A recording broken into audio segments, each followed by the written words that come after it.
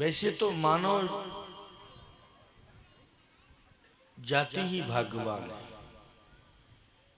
84 लाख योनियों में मानव योनि से बड़ा भाग्यवान तो कोई है ही नहीं।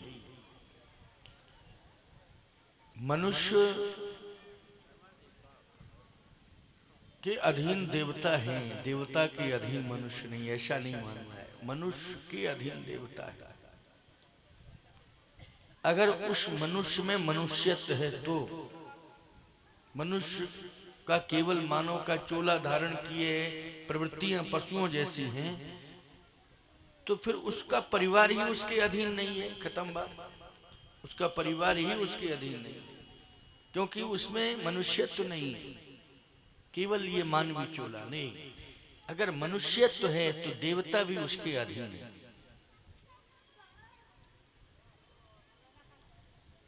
अगर आपने भक्ति ना की होती तो मंदिर में भगवान कैसे बैठा होता? किसने बिठाया है? देवताओं ने बिठाया है कि मानव ने बिठाया? बोलो। मानव ने बिठाया है भगवान। आपने यज्ञ किया, अगर यज्ञ ना किया होता तो यज्ञ वेदी पर देवताओं को किसने बिठाया है? आपकी श्रद्धा भक्ति ने, मनुष्य की श्रद्धा भक्ति ने ही देवताओं को यज्ञ वेदी पर बिठाया है। आपने तीर्थों का सम्मान रखा।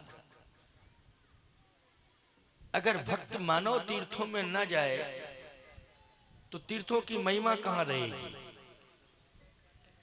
गंगा में स्नान करने के लिए आप जैसे श्रद्धालु न जाएं तो गंगा की क्या महिमा रहेगी? ऐसा नहीं मानना है कि गंगा स्नान करने आप जाएंगे तो आपको मोक्ष मिलेगा, वो एक अलग विषय है। लेकिन गंगा की महिमा भी तो बढ़ानी है। क्यों भाई बढ़ानी है? कि मैं बहुत बड़ा ज्ञानी हूं, सब कुछ मेरे अंदर है, ग्रंथ भरे पड़े हैं, लेकिन आप सुनने वाले श्रोता ना आए तो मेरा ज्ञान किस काम का रहेगा? है नहीं? आप श्रोता नहीं आएंगे तो मेरा ज्ञान किस काम का रहेगा? आप श्रोता श्रद्धालु भक्त आते हैं तो वाणी से अपने आप विचार सुंदर भाव निकलने लगते हैं। तो आप भक्त मानव है, इसलिए आपने ही मुझे वश में किया है। मुझे आपने वश में किया है। आज मुझे रुकना नहीं था, जाना ही था, पहुंचना था दूसरी जगह, लेकिन आपके श्रद्धा भक्ति ने मुझे विवश कर दिया, यहाँ रोक के रखा है। तो आपके वश में मैं हूं कि मैं आप मेरे वश में? ये बताइए। आपके वश में मैं हो गया, भक्तों के वश में। किसके वश में? भक्तों के वश में। और भक्त कौन होता है? पशुओं में भक्ति भले ही हो, लेकिन भक्ति दिखाई कहां देती है? होगी भक्ति है। और पशुओं की भक्ति किस काम की है? बोलो भाई। है पशुओं में भक्ति भी हो रही होगी, करते भी होंगे, तो हम लोग समझ नहीं पाते हैं। और हमारे क्या प्रयोग किए? बोलो। वो अपने कल्याण के लिए कर रहे होंगे। जय जौन जन्म हूं कर्म बसते, राम जी पद अनुरागी हूं, चाहे जिस योनि में चला जाऊं। बाली ने कहा था कि राम जी पद अनुरागी हूं, चाहे जिस योनि में जाऊं, लेकिन आपके चरणों में मेरी प्रीति बनी रहे, आपकी भक्ति में करूं। लेकिन मानव जब भक्ति करता है तो याद रखना, उस भक्ति का स्वरूप ये होता है कि इस धरती पर संपूर्ण देवता उतर के आ जाते हैं और संपूर्ण तीर्थ एक ही जगह एकत्रित हो जाते हैं। ये आप भक्तों की भक्ति का परिणाम है कि आपकी भक्ति ने समस्त तीर्थों और देवताओं को धरती पर उतार कर एक महाकुंभ का स्वरूप प्रकट कर दिया है। ये मानव की भक्ति ने किया है, पशुओं की भक्ति ने नहीं किया है। किसकी भक्ति ने? मानव की भक्ति। महाकुंभ में करोड़ों लोग पहुंचते हैं ना। करोड़ों लोग महाकुंभ में पहुंचते हैं। संख्या किसकी रहती है? मानवों की रहती है कि पशुओं की रहती है? और पशु अगर भक्ति भी कर रहा हो, जाना चाहे महाकुंभ में, तो रोक लग जाएगी। क्यों लग जाएगी? रोक नहीं, प्रतिबंध लग जाएगा, रोक लग जाएगी, उनको जाने नहीं दिया जाएगा। चाहे जैसी भक्ति, वो खूब समर्पित हैं, वो भक्त हैं, सब कुछ जाना चाहते हैं, लेकिन फिर भी नहीं जा पाएंगे, उनको प्रतिबंधित कर दिया जाएगा। लेकिन मनुष्य की भक्ति में वो ताकत है कि मनुष्य की भक्ति को प्रतिबंधित नहीं किया जा सकता है। वो जाएगा ही, चाहे जैसी स्थितियां परिस्थितियां आए, लेकिन वो निश्चित रूप से पहुंचेगा कहां? जहां उसकी श्रद्धा जुड़ी हुई है। इसलिए आप सबको मानव शरीर मिला है, आप मनुष्यत्व को जरूर धारण करें और जीवन में हम अच्छे कार्यों के लिए समर्पित हों। कार्य बहुत है, लेकिन अच्छे कार्यों के प्रति समर्पित हों, ये हमारी सोच होनी चाहिए। अगर आप अच्छे कार्यों के प्रति समर्पित हो जाएंगे तो निश्चित रूप से आप श्रेष्ठ मानव ही नहीं, महामानव भी बन जाएंगे। अच्छे कार्य के लिए आपका यदि समर्पण है तो। भगवान श्री राम भक्तों के लिए, पृथ्वी के लिए, गौ ब्राह्मण के लिए सब कुछ त्याग देते हैं, वन अरण्य अभयारण्य को स्वीकार करते हैं। भगवान राम ने जब सब कुछ त्यागा तो अयोध्या वासियों ने भी अयोध्या को त्यागा। लेकिन अयोध्या वासी वापस चले गए, सुमंत जी भी वापस हो गए। गोहराज निषाद ने कहा कि मैं आपके साथ जाना चाहता हूं। भगवान ने कहा आप अपने श्रृंगेरपुर राज्य में रहिए। तीर्थराज प्रयाग ने कहा कि आप यहीं रुकिए। भगवान ने कहा कि नहीं नहीं, मैं प्रयाग में भी नहीं रुकूंगा।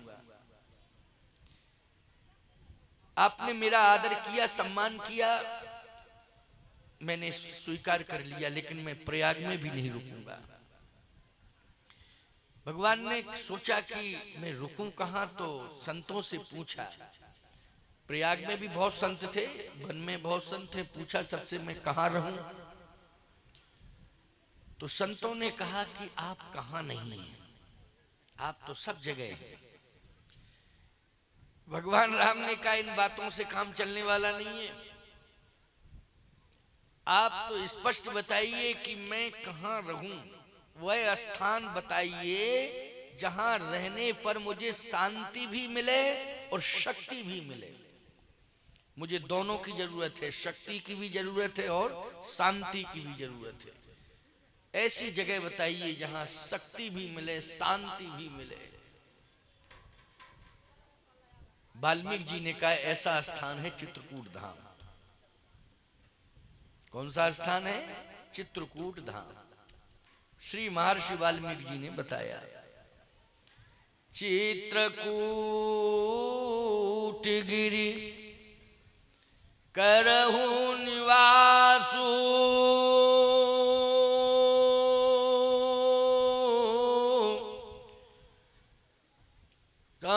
तुम्हार सब भांति सुपासु। आप चित्रकूट में निवास करें, वहां सब प्रकार से आपको शांति मिलेगी, शक्तियां भी मिलेंगी और शांति का अनुभव होगा। भगवान ने कहा चित्रकूट गिरि करहु निवासु। चित्रकूट में भी रहूं तो कहां रहूं, चित्रकूट में रहूं तो कहां रहूं। महर्षि वाल्मीकि जी ने कहा कि देखिए मैंने तो आपको इशारा कर दिया कि आप चित्रकूट में रहें, लेकिन चित्रकूट में आपको कहां रहना है, चित्रकूट पहुंचिए वहां पता चल जाएगा कि कहां रहना है। भगवान ने कहा ठीक। चित्रकूट भगवान पहुंचे तो श्री मत गजेंद्रनाथ भगवान मिल गए। ये कौन है? भगवान शंकर है। रामघाट पर उनका स्थान है। आप मंदाकिनी स्नान करते हैं तो मत गजेंद्रनाथ जी को स्नान कराते हैं, जरूर मंदाकिनी जी के जल समर्पित करते हैं। वही मत गजेंद्रनाथ भगवान, उन्हीं को लोग श्रीमत गजेंद्रनाथ भगवान कहते हैं, मत गजेंद्रनाथ भगवान कहते हैं, है ना। भगवान शंकर मिल गए। भगवान शंकर मिले तो भगवान राम को बहुत प्रसन्नता हुई कि चित्रकूट में आया और सबसे पहले शिव जी का दर्शन हुआ। भगवान शंकर से पूछ रहे हैं प्रभु राम कि महर्षि वाल्मीकि जी ने तो ये कहा था चित्रकूट गिरि करौ निवासु, लेकिन चित्रकूट में आया तो गिरी बहुत दिखाई दे रहे, जहां पर दृष्टि जा रही वहां पर्वत ही पर्वत है। अब मेरी समझ में नहीं आ रहा है मैं किस पर्वत पर रहूं। भगवान शंकर ने कहा कि चलिए मैं बताता हूं किस पर्वत पर आपको रहना।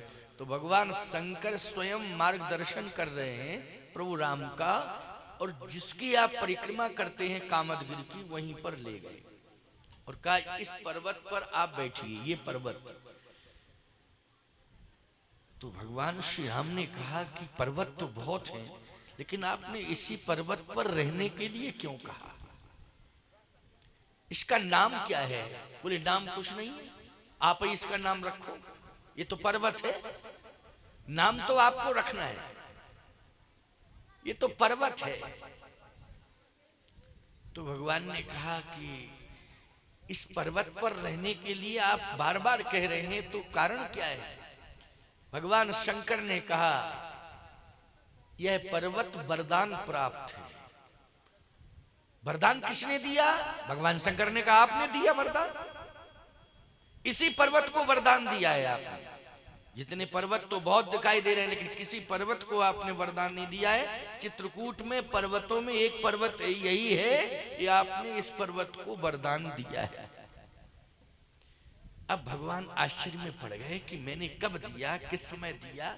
अब जरा सुनना, क्योंकि आज भरत चरित्र पर आधारित चर्चा कर दूंगा। तो चित्रकूट होगा तभी ना भरत चरित्र ठीक से होगा, है ना। ये हमारे बैठे हैं पंडित जी, तुलसी के पिताजी हैं ना, ये कह रहे हैं कि महाराज जी थोड़ा सा भरत चरित्र हो जाए।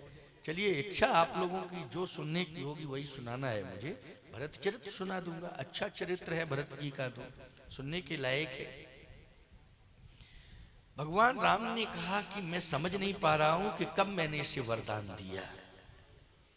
भगवान शंकर ने कहा कि मैं स्मरण दिला रहा हूं। भगवान शंकर ने कहा जब सुमेरु पर्वत को अभिमान हुआ, तो अभिमान में सुमेरु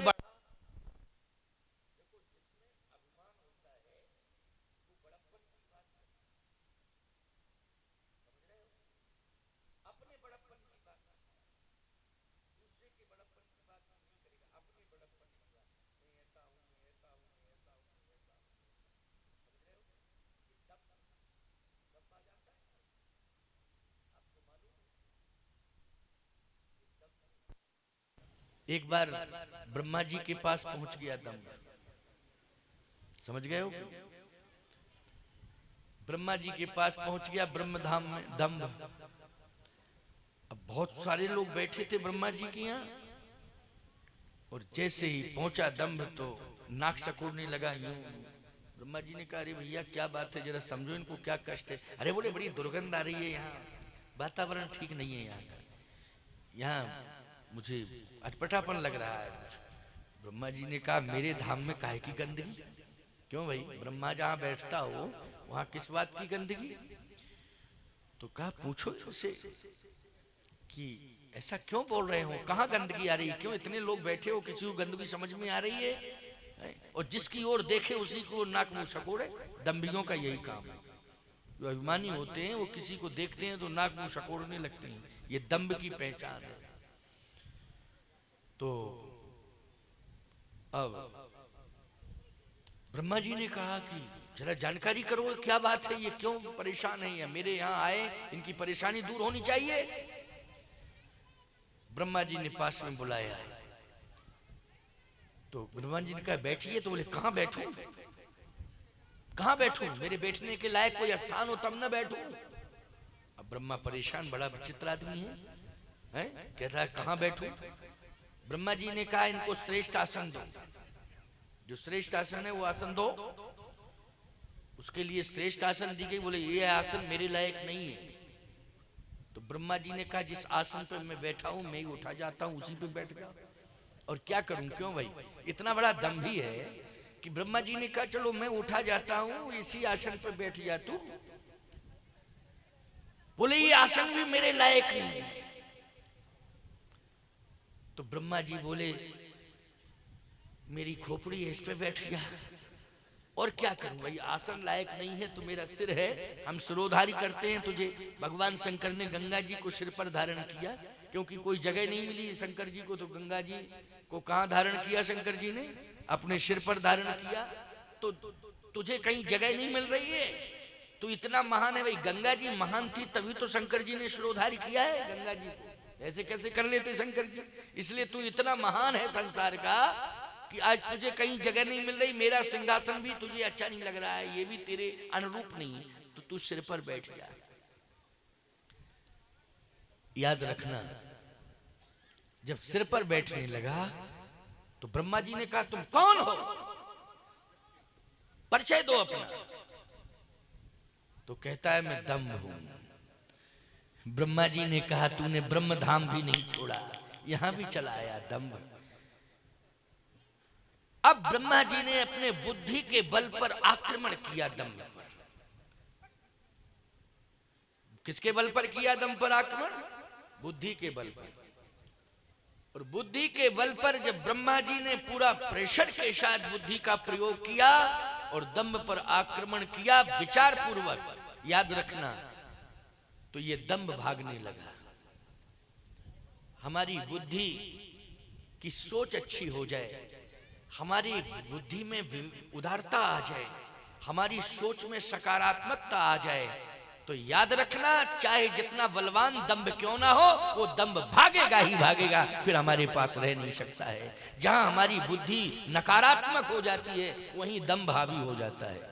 समझ गए हो कि नहीं? और जहां हमारी बुद्धि सोचने लगती है, उसकी सकारात्मक सोच हो जाती है, तो फिर ये दंभ भागने लगता है। बस ब्रह्मा के यहाँ आया जरूर, लेकिन भागने लगा, भागा। तो कहने का मतलब मेरा ये है कि जीवन में हम सब निराभिमानी बने। सुमेर को अभिमान हुआ, दंभ आ गया, और दंभ में भगवान शंकर ने कहा ये सुमेर पर्वत बढ़ने लगा। जब बढ़ने लगा तो सूर्य भगवान घबराने लगे। सूर्य भगवान क्यों घबरा रहे हैं? सूर्य भगवान इसी घबरा रहे हैं कि इतना बढ़ रहा है कि ये हमारी गति को ही रोक देगा, और जब हमारी गति रुक जाएगी तो अंधकार हो जाएगा। तो सूर्य भगवान ने नारायण से कहा, हे